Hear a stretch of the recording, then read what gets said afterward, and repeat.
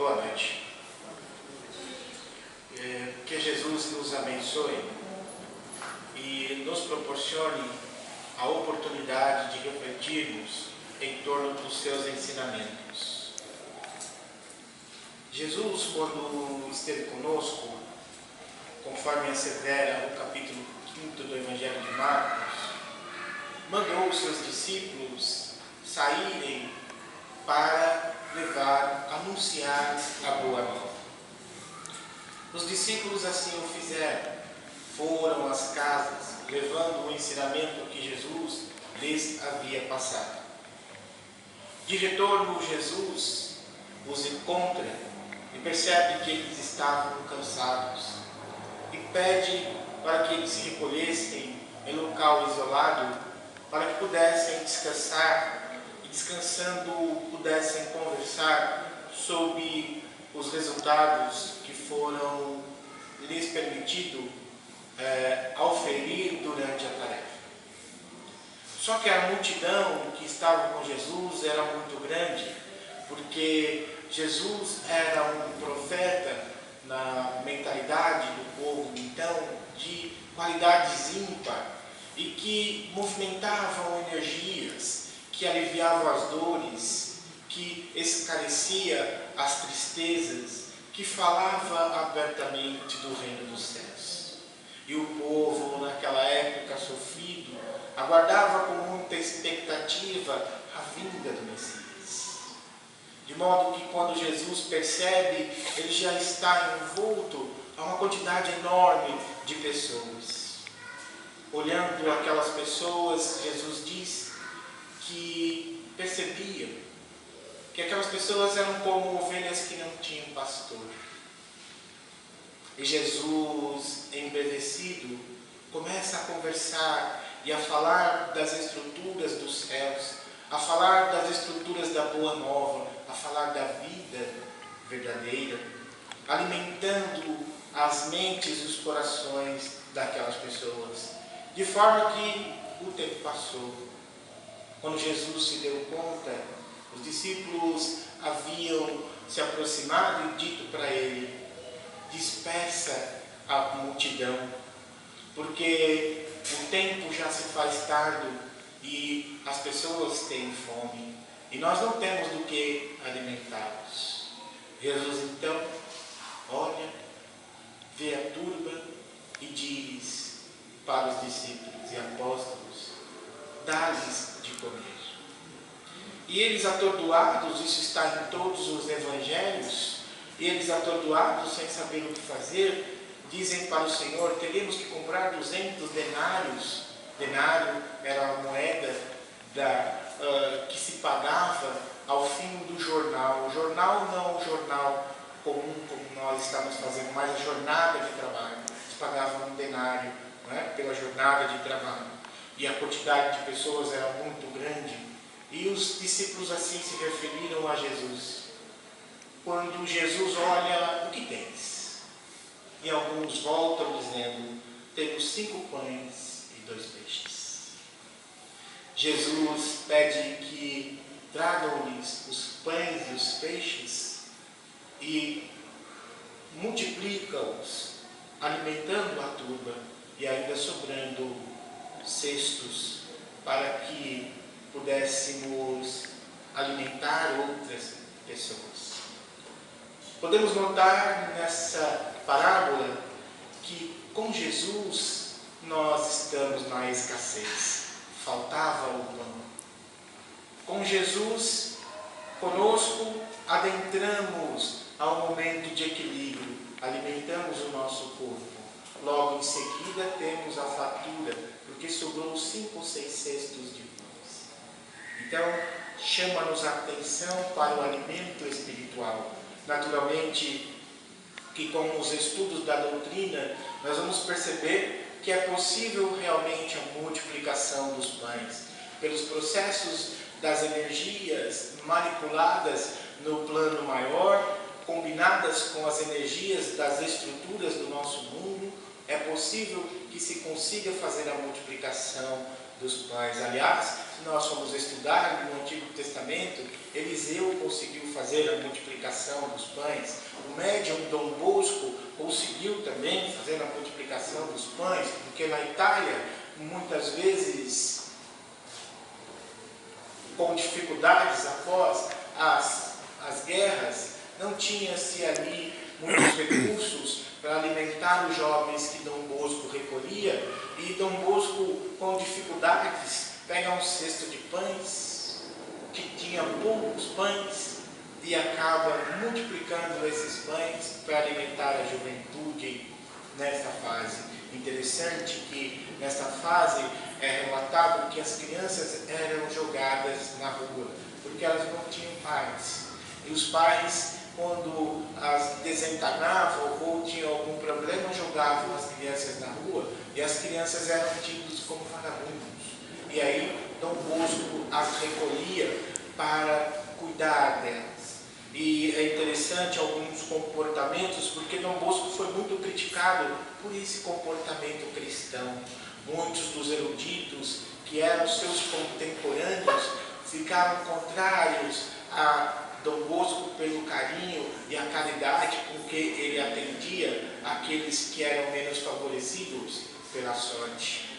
De modo que Dom Bosco bate de frente com o clero pré-estabelecido para poder atender as estruturas que lhe ordenavam o coração, ou que lhe ordenavam as estruturas do amor que ele carregava, porque ele havia bebido nas fontes de Jesus. Conforme nós vamos analisando, vamos percebendo a informação que está contida nas entrelinhas do Evangelho, que à medida com que nós vamos vivenciando a mensagem da Boa Nova, nós vamos saindo de um movimento de escassez para a fartura.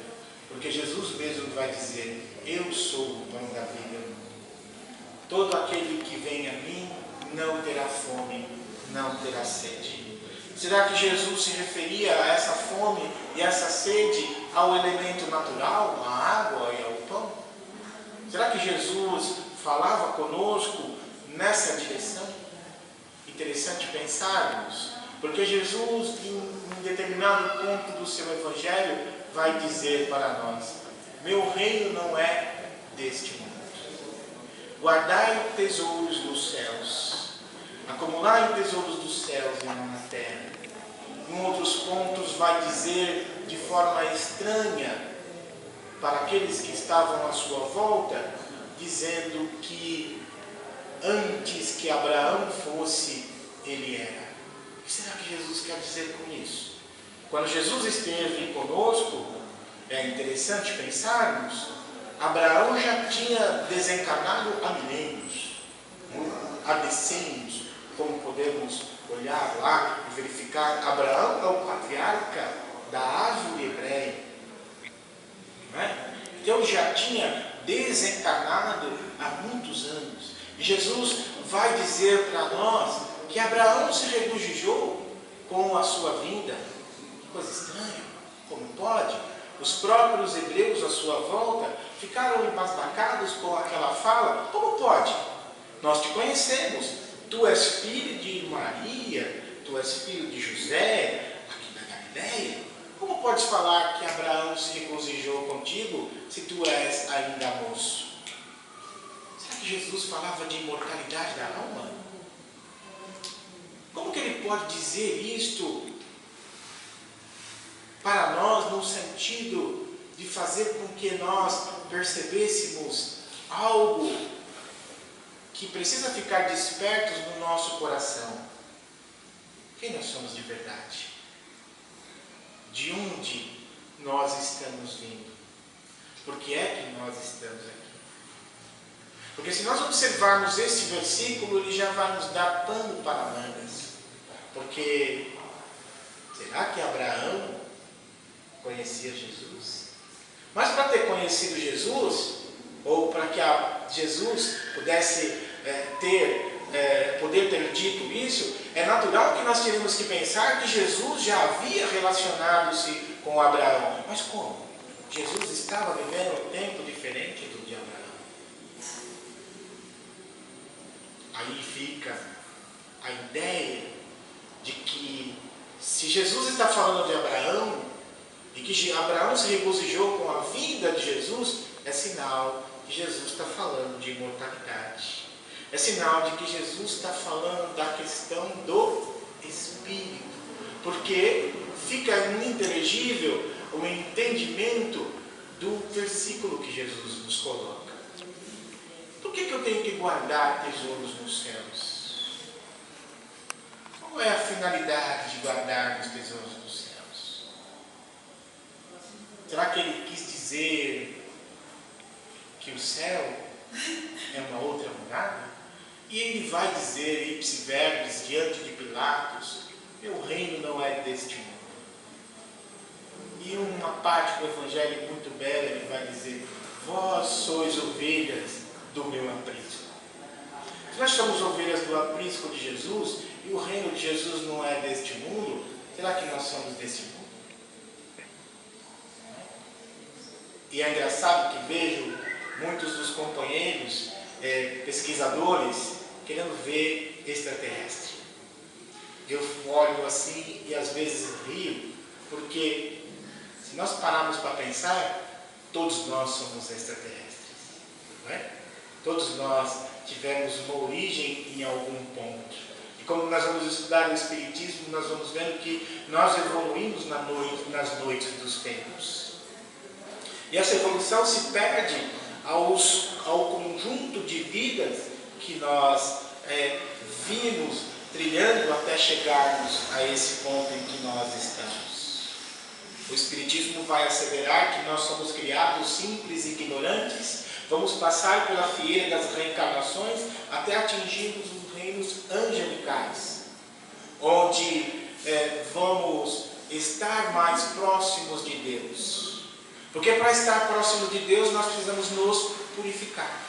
Como que nós vamos nos aproximar de Deus sem que haja a purificação do nosso coração, a purificação de nossa alma? Bem-aventurados os mansos, bem-aventurados os puros de coração, bem-aventurados os simples, bem-aventurados aqueles que passam pelas aflições, porque serão consolados. O que será que Jesus vem trazendo para nós neste fluir de vida, neste fluir de orientações? O que será que ele quer dizer com isto? Será que ele quer dizer que nós deveríamos estar preocupados no nosso cotidiano somente com as coisas desta vida? Preocupado em amealhar recursos, em guardar coisas, em colecionar objetos, em estarmos vinculados a processos negativos, não é? Porque quando nós começamos a colecionar muitas coisas, a juntar muitas coisas, nós muitas vezes nos deparamos com problemas estranhíssimos. Porque muitas vezes nós vamos ver que se alguém aparece com alguma coisa diferente da gente, a gente olha e fala, meu Deus, eu queria ter aquilo. Outro vê que a gente está com mais recursos, eu queria ter aquele também.